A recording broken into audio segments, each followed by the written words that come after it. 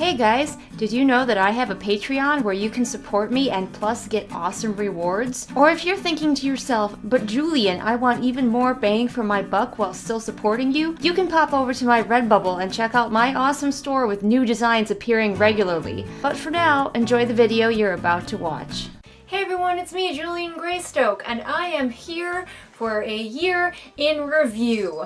That's why I'm wearing my Commodore 64 shirt, because it's all about memories today as I remember all the stuff I was reading, what I was writing, and what I was doing in 2018 to prepare for the new year. One of the most important things that happened in 2018 is actually in this room, under my chair. That's right, we adopted a ferret. Her name is Avienda, and she's adorable. We adopted Avienda from our local humane society. She's about 7 or 8 months old now, and she is the best. Seriously, Avi is the sweetest little ferret you've ever seen, and I definitely recommend that if you want a new pet, even a pocket pet, that you check out your local humane society and consider adopting. Avi's killing me with her cuteness right now. You don't even understand. So if you hear something jingling around during this video, it's Avi. She's wearing a bell. Wanna go down? You just wanna... Guess she's comfortable like this. I guess this is how my arms have to be from now on. As long as we're talking about animals, we'll talk a little bit more about our other animals and how their year went. It was a pretty great year for all of our cats. Nothing too unusual to report. Same for the dog. Hey everyone, Julian from the future here. Unfortunately, I have some sad news about the cats. We got it just recently after I had filmed this video. We found out that Kinshu has kidney disease, and it will be the thing that kills her. She will die of it. You can't really do anything about kidney disease with cats, but we are going to give her the best life, however much life she has left, and she's just gonna have, you know, the most pets and the most delicious treats until the end. But I know you guys love her. She's been in so many of my videos. She's going to be in more of my videos because I've already filmed a batch and she is in them. She's going to feature prominently in the upcoming read-along that I'm doing. And also, for those of you who are big Kinshu fans, because I know she's more popular than me, I'm not even gonna lie, I do draw these little dragon cats and I put them for sale on my Redbubble, and Kinshu will be getting her own dragon cat coming out whenever I get a chance to create that.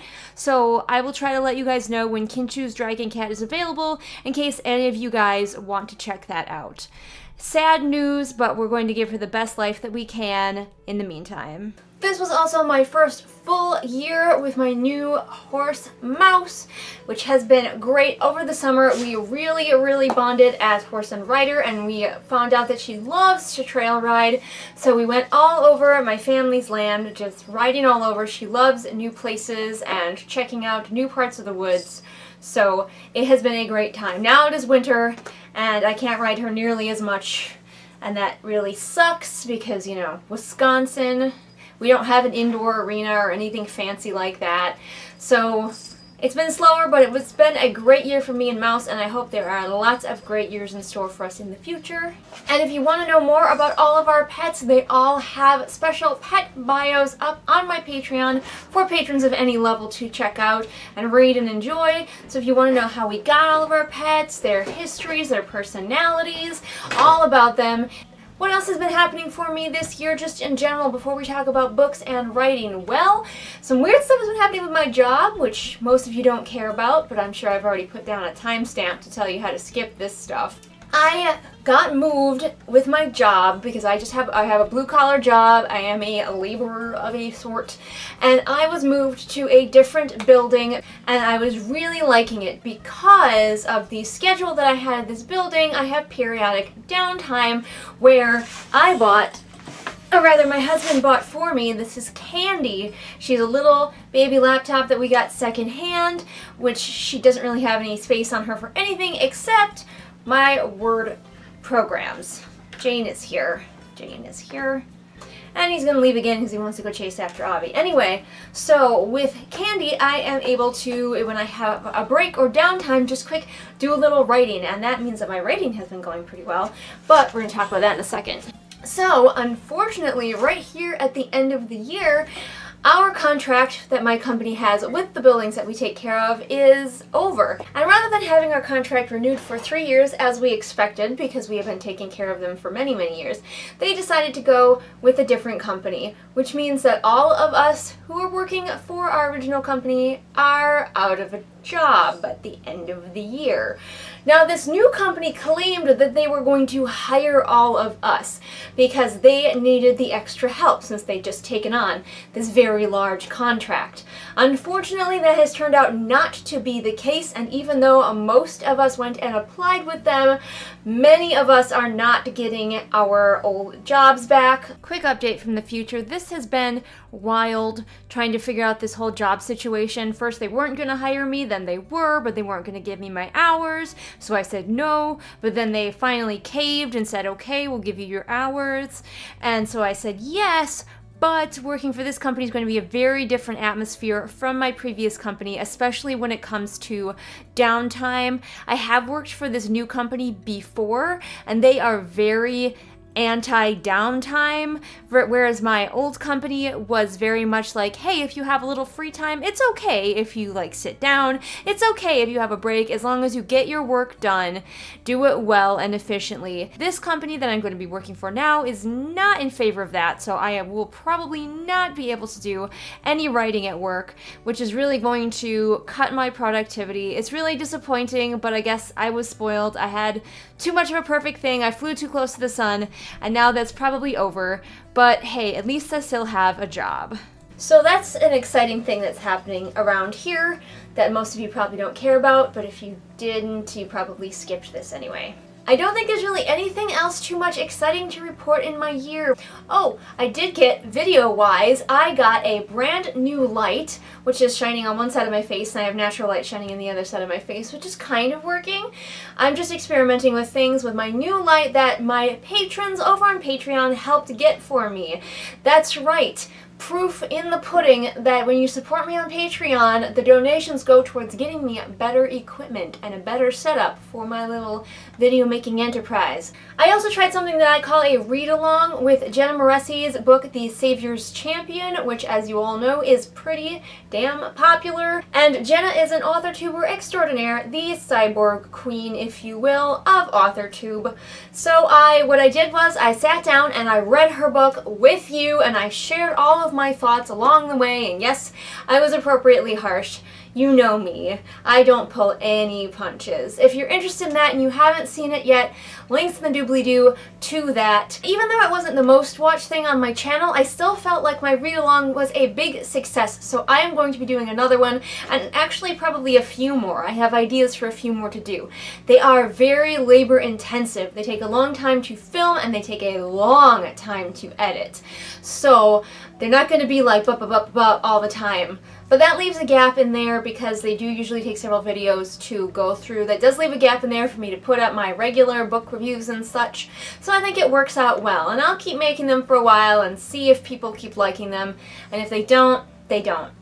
I do have another video project coming up. I am revamping a series that I started, sort of, and it's called By the Cover, where we look at ridiculous book covers or covers that are visually interesting, and we try to go through what's on the cover, and using only what is on the cover, I will make up a story about what the book is about, and then you can join me by making up your own stories in the comments. And I'm revamping the way that I do that and trying something new with that, with the style of it. It'll basically be the same structure, and we will see how that goes. Should be one of those coming out somewhat soon for you, and if they are successful, I'll do more. Now we can get down to our reading and writing wrap up of the year. Let's go with writing first because it's easier to wrap that up. So my writing, as I mentioned, it has been going really well this year because of my job. I have pretty much finished, all but finished, the first draft of my fantasy book, The Last Mage Killer.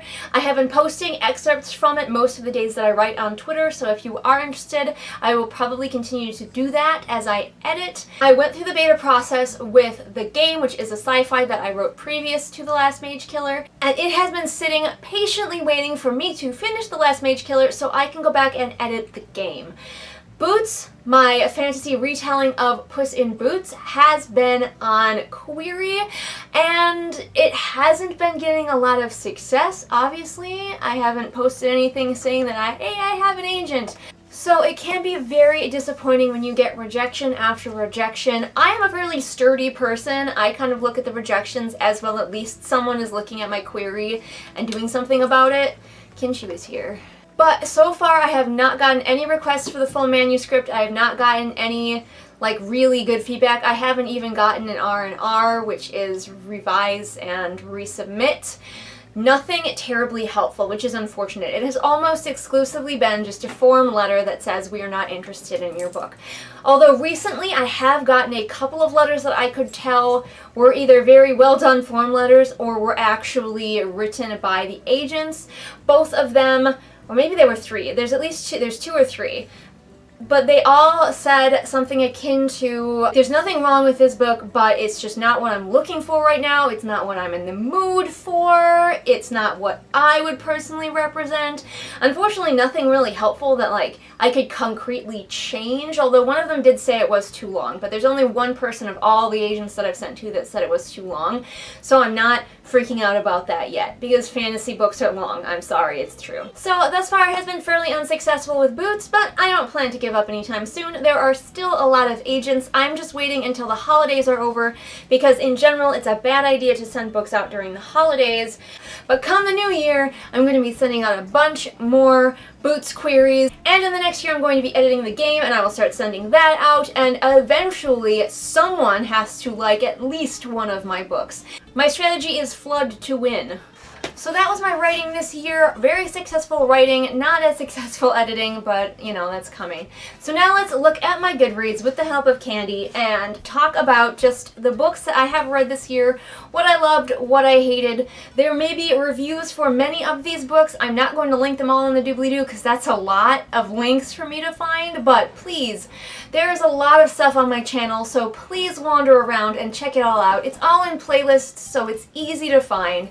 So let's just get started with January 2nd, where apparently I read my first 1-star of the year. I was off to a great start with Warcross. I was very disappointed in Warcross. I should have suspected as much because Mary Lou and I just kind of don't get along. I find her writing to be incredibly juvenile. And this is not an insult to anybody who likes her writing. All it means is that you like a book and I didn't like the book. We have different taste, alright? But I was incredibly disappointed in Warcross. I thought the video game aspect of it was poorly done, and her writing just does not suit me at all. So if you want to see me tear Warcross apart, I do have a review. Go check that out. And let's just keep going here. I'm not going to talk about my 3 and 2 stars because those are just average. I gave 1 star to The Cruel Prince by Holly Black. I don't remember much about it, but it was pretty disappointing. I think I have a review. I don't remember. I might have a review. Just go into my playlist, Read, Rant, and Review playlist, and look and see what I got.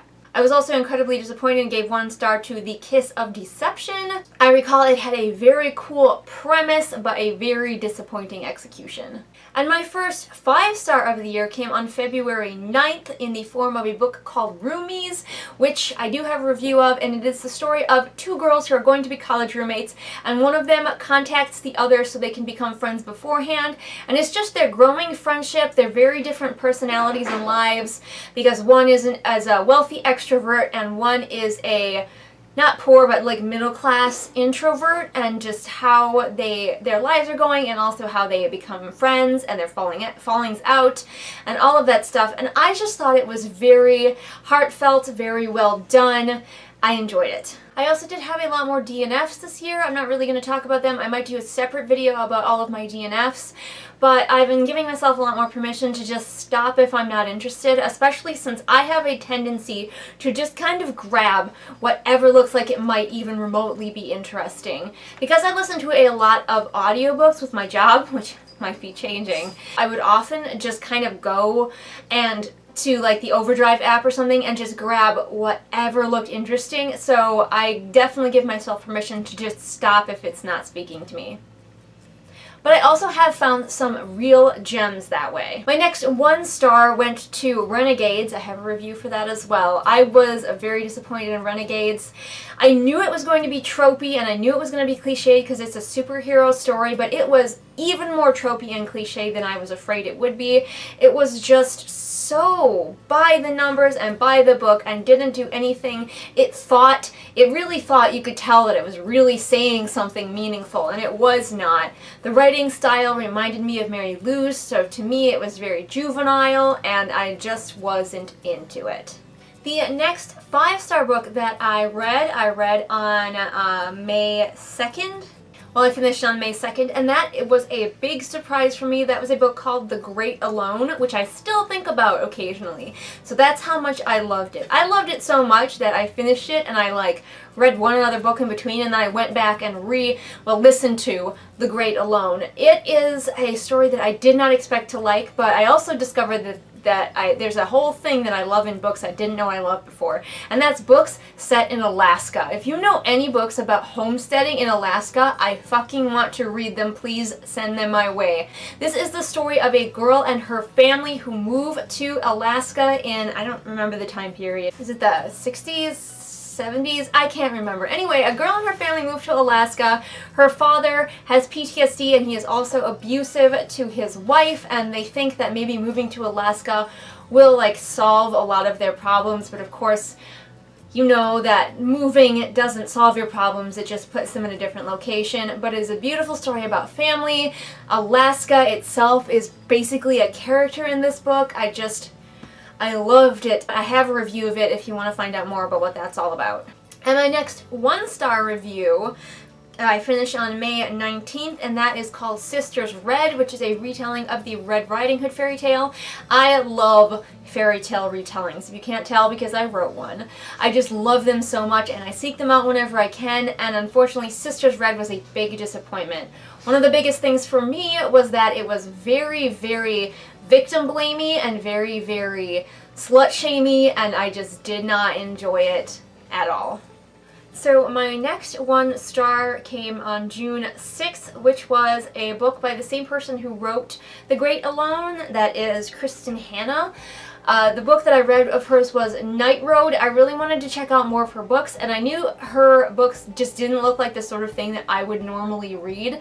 So I went through all of them and I picked out the one that seemed most likely for me to enjoy, because none of the rest of them were set in Alaska, which was highly disappointing to me.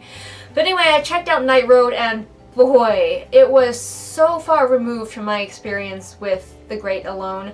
I don't even really know how to describe it really in a short form way, but I do have a review, so go check out why The Night Road just really wasn't for me.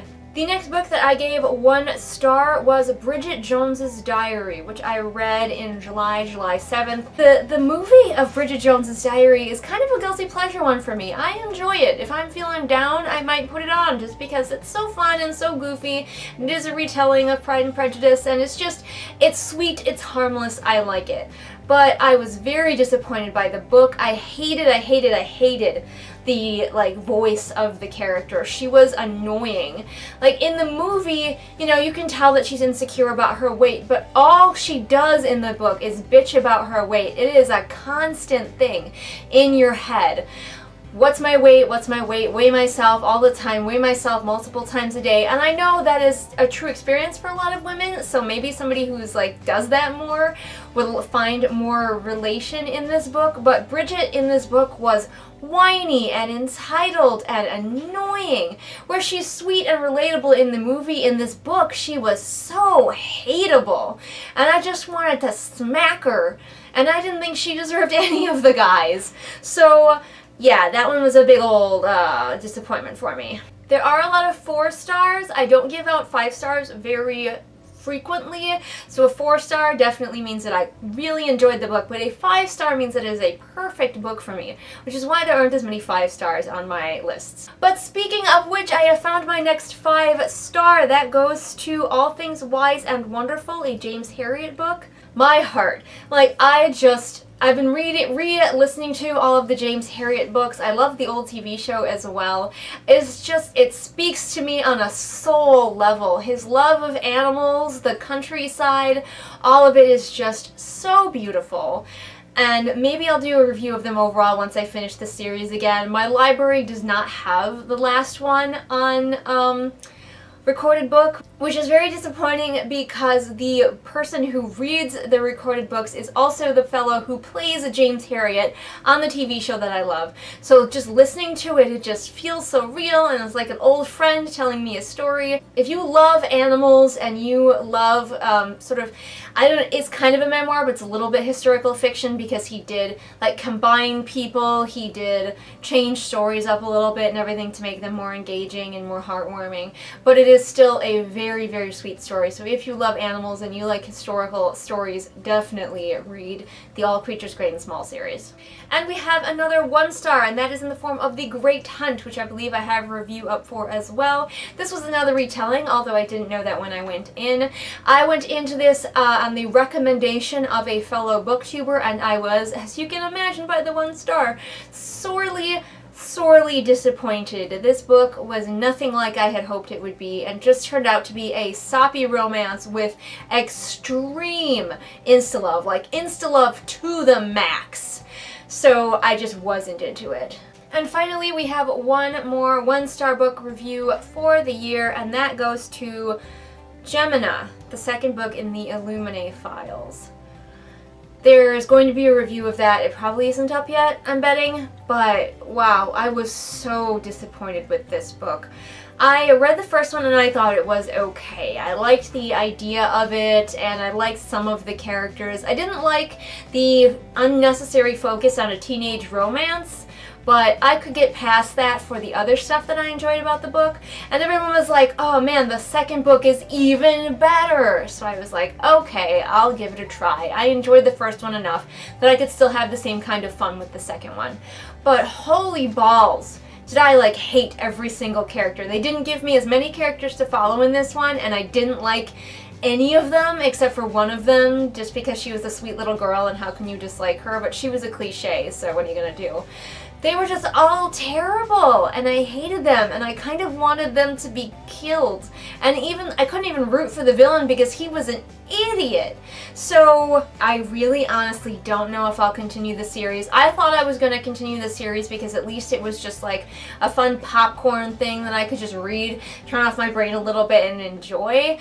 But this book, I was not a fan. Check out my review coming soon, and if you're insulted by that, I really did want to enjoy this book. Feel happy that you were able to enjoy this book, because I could not. And there you go. Those are looking through my Goodreads, all of the books that I gave 5 and 1 stars to. I hope you check out some of my reviews of them.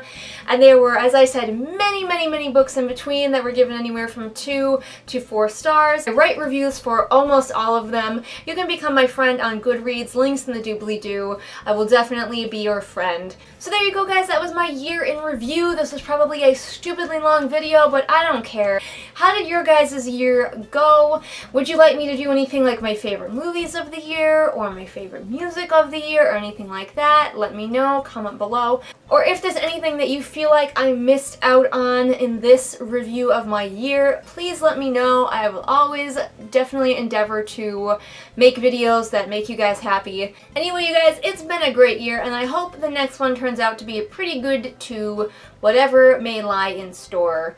I say great year as far as like reading and writing and animals, not necessarily as far as things like politics and stuff like that, but we don't talk about that stuff on this channel. We just stay away from that. Always remember that until the end of time, I will post new videos Mondays and Fridays. All the links to my social media are in the doobly-doo for ease of your clicking. If you liked what you saw here and you want to see more, my channel is full of content, and if you want to help this channel look even better than it does, you can support me on Patreon, where all of your donations go towards getting me better equipment. And I will see you again next time with whatever it is I happen to be doing next time. Happy New Year! Hey everybody, it is shout out time again. Time to shout out to my patrons, Amanda, Ashley, Celia, Kim, Lisa, Ramona, Sabby Panda, and Sarah. And if you want to be great like these amazing people, then become my patron over on Patreon.